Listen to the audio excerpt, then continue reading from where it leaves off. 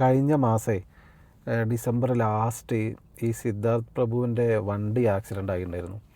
ആ വണ്ടി ആക്സിഡൻ്റ് ഇദ്ദേഹം മദ്യപിച്ച് പിന്നെ അടുത്തുള്ള വാഹനങ്ങളിൽ തട്ടുകയും അതുപോലെ തന്നെ അവിടെയൊക്കെ പ്രശ്നമാവുകയും ചെയ്തു. അതിൽ നാട്ടുകാരിടപെട്ട് ഇദ്ദേഹത്തിനെ കൈകാര്യം ചെയ്ത് അന്നത് ഭയങ്കര വാർത്തയായിട്ടുണ്ടായിരുന്നു.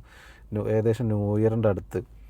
ആ സമയത്ത് ഈ ഇദ്ദേഹത്തിൻ്റെ കൂടെ തന്നെ വർക്ക് ചെയ്യുന്ന ഒരു സീരിയൽ ആക്ടർ ഇദ്ദേഹത്തിനെ ന്യായീകരിച്ചുകൊണ്ട്, നിങ്ങളൊക്കെ ഒരു മനുഷ്യരാണോ, ആ ചെക്കൻ്റെ ഒരു യുവാവല്ലേ, ആ ചെക്കൻ്റെ കഴുത്ത് പിടിച്ച് ഞെരിച്ച് അങ്ങനെ ചെയ്യാൻ പാടില്ല, ആക്രമിക്കാൻ പാടില്ല എന്നുള്ള കാര്യങ്ങളൊക്കെ ചെയ്ത് അദ്ദേഹം പോസ്റ്റ് ചെയ്തിട്ടുണ്ടായിരുന്നു.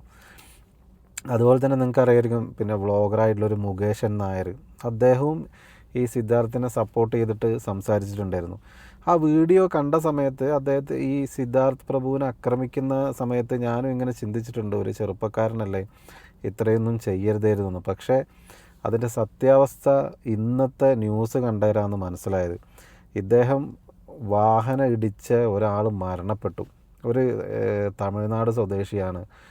ഇദ്ദേഹം നിയന്ത്രണമില്ലാതെ മദ്യപിച്ച് വാഹനം ഓടിച്ച് ആക്സിഡൻ്റ് ആയ സമയത്ത് അയാൾ മരണപ്പെട്ടു. ഈ വാർത്ത വന്നിട്ടിപ്പോൾ ഇന്നലെ വന്ന വാർത്തയാണിത്. അദ്ദേഹത്തിനെതിരെ കൂടുതൽ നടപടിയൊക്കെ നമ്മളെ നിയമ നടപടികൾ സ്വീകരിച്ചിട്ടുണ്ട്, കൂടുതൽ വകുപ്പുകൾ ചുമത്തിയിട്ടുമുണ്ട്.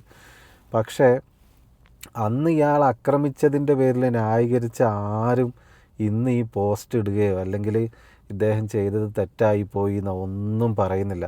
കാരണം മരണപ്പെട്ടത് ഒരു സാധാരണക്കാരനാണ്. ഈ സിദ്ധാർത്ഥ് ഒരു സീരിയൽ നടനാണ്, സെലിബ്രിറ്റി ആയതുകൊണ്ട് അദ്ദേഹത്തിനെ ആക്രമിച്ചപ്പോൾ സപ്പോർട്ട് ചെയ്തും വീഡിയോ ഇട്ടും കുറേ ആൾക്കാർ വന്നു. പക്ഷേ ഈ തമിഴ്നാട് സ്വദേശി മരിച്ചത് കേവലം ഒരു ചെറിയൊരു വാർത്ത മാത്രമായിട്ട് ഒതുങ്ങിപ്പോയി.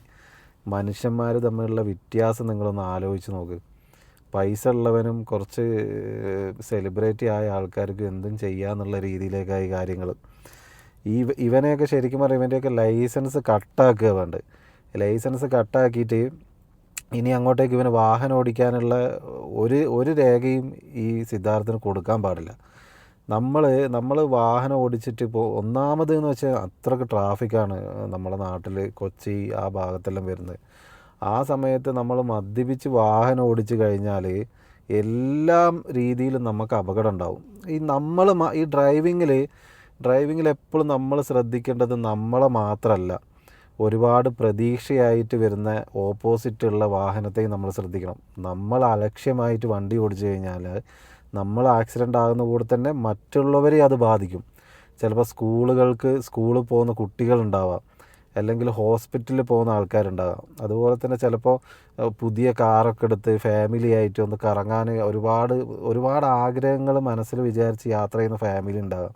ഇവരെയൊക്കെ ആയിരിക്കും നമ്മൾ കാരണം ഇവരെയൊക്കെ ജീവിതമായിരിക്കും അവതാളത്തിലാകുന്നത്. ഒരു കാരണവശാലും മദ്യപിച്ച് വാഹനം ഓടിക്കുന്നതിനെ പ്രോത്സാഹിപ്പിക്കാനോ ഇനിയിപ്പോൾ അങ്ങനെ അലക്ഷ്യമായിട്ട് വണ്ടി ഓടിക്കുന്ന ആൾക്കാരെ നാട്ടുകാരൊന്ന് ചോദ്യം ചെയ്തു എന്ന് കരുതിയിട്ടോ അത് അവരെ സ്വാതന്ത്ര്യമല്ലേ എന്ന് കരുതിയിട്ട് അതിനെ അനുകൂലിക്കാനേ പാടില്ല. ഒരു കാരണവശാലും മദ്യപിച്ച് വാഹനം ഓടിക്കാൻ അതാരായാലും. നിങ്ങൾക്ക് കള്ള് കുടിക്കണമെങ്കിൽ നിങ്ങൾക്ക് വീട്ടിലിരുന്ന് കുടിക്കാം, അല്ലെങ്കിൽ സുഹൃത്തുക്കളായിട്ട് നിങ്ങൾക്ക് ബാറുകളിൽ പോയിട്ട് മദ്യപിക്കുക. അതിനുള്ള റെസ്റ്റോറൻറ്റും കാര്യങ്ങളും പബ്ബും എല്ലാ സൗകര്യവും നമ്മളെ നാട്ടിലുണ്ട്. ഇനി നമ്മൾ കുറച്ച് കഴിച്ചു, നമുക്ക് മനസ്സിലാവും നമുക്ക് വണ്ടി ഓടിക്കാൻ പറ്റില്ല എന്ന്. അപ്പോൾ നമ്മളെന്താ ചെയ്യേണ്ടത്? ഒന്നില്ലെങ്കിൽ സുഹൃത്തിനെ വിളിക്കുക, ഇല്ലെങ്കിൽ ഏതെങ്കിലും ടാക്സി വിളിച്ച് വീട്ടിൽ പോയിട്ട് പിറ്റേ ദിവസം വന്ന് വണ്ടി എടുക്കുക. അല്ലാതെ നമ്മൾക്ക് ഇപ്പോൾ ഞാൻ തന്നെ ദൂരെ എവിടെയെങ്കിലും പോകുമ്പോൾ കുറേ ഡ്രൈവ് ചെയ്ത് കഴിയുമ്പോൾ നമ്മളെ തലയിലൊരു തലക്കനം പോലെ വരും. ഉറക്ക് വരുന്നതിനെക്കാട്ടിയും വിഷയമാണ് ഈ തലക്കനം എന്ന് പറഞ്ഞത്. അതായത് നമുക്ക് കുറച്ച് ദൂരത്തേക്ക് നോക്കുമ്പോൾ ബ്ലറായിട്ട് തോന്നും. എതിരെ ഇപ്പോൾ രാത്രിയൊക്കെ ആണെങ്കിൽ എതിരെയുള്ള വാഹനങ്ങളിലെ ലൈറ്റൊക്കെ അടിച്ചിട്ട് ഞാനിപ്പോൾ എന്താ ചെയ്യലെന്ന് അറിയാം, ഞാൻ എവിടെയെങ്കിലും ഒന്ന് നിർത്തിയിട്ട് ഒരു ചായ ഒരു കോഫിയെല്ലാം കുടിച്ച് ഒന്ന് അങ്ങോട്ടും ഇങ്ങോട്ടും നടക്കും. അപ്പോൾ നമ്മൾ ഫ്രീ ആവും.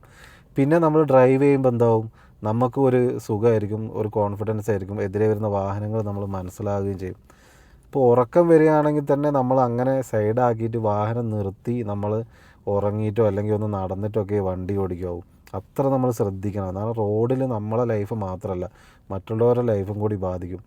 അതിപ്പോൾ ഇതന്നെ ശ്രദ്ധിക്കണം. ഇത് കൂടാണ്ടാണ് മദ്യപിച്ച് വാഹനം ഓടിക്കുന്നത്. ഇവനെല്ലാം പ്രോത്സാഹിപ്പിക്കുന്നവരാദ്യം മര്യാദ പഠിപ്പിക്കണം. ഇപ്പോൾ ആർക്കും എനിക്ക് തോന്നുന്നത് തമിഴ്നാട് സ്വദേശി ആയതുകൊണ്ടാണ് തോന്നുന്നു. കേരളത്തിൽ ആരെങ്കിലും ആയിരുന്നു മരിച്ചെങ്കിൽ ഇപ്പോൾ ഭയങ്കര പ്രതിഷേധമായനത്.